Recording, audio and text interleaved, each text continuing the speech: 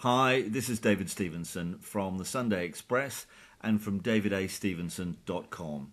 Here we've got, firstly, Julian Fellowes, then actor Hugh Bonneville and actress Elizabeth McGovern talking about Downton Abbey. Well, this is the third thing I've done with Maggie. And, of course, when you write, and anyway, when you write, or I write, I tend to cast it in my head whether or not people play the parts, because it helps you give people different voices. Otherwise, the danger is everyone talks with the same voice.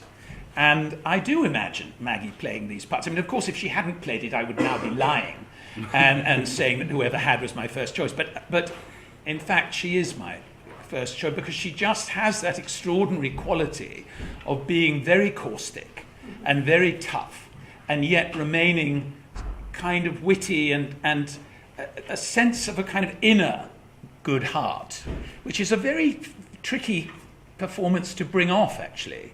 And yet she does it wonderfully. And so, yes, I do write specifically for Maggie. The only research I did was have lots of dinners with Julian Fellowes, because basically I'm playing a combination of him and Lord Carnarvon. No, I do research for projects when it's relevant, but frankly, if it's not on the page, you can't play it. And everything that one needed in this show, I feel, is on the page. And one of the most sort of fully realised sets of characters I've ever come across, which has made it such an incredible thing to read and to play in. And like Julian, you can't help but hear voices when you're reading it. Unfortunately, I heard mine. I had a fun time reading The Buccaneers. That was my research.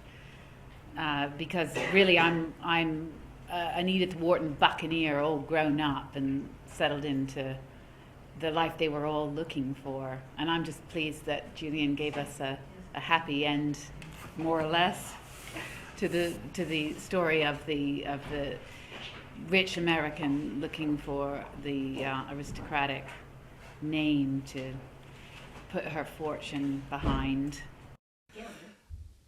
That's Elizabeth McGovern from Downton Abbey. If you'd like to hear full interviews with those three, they're on my website. That's davidastevenson.com.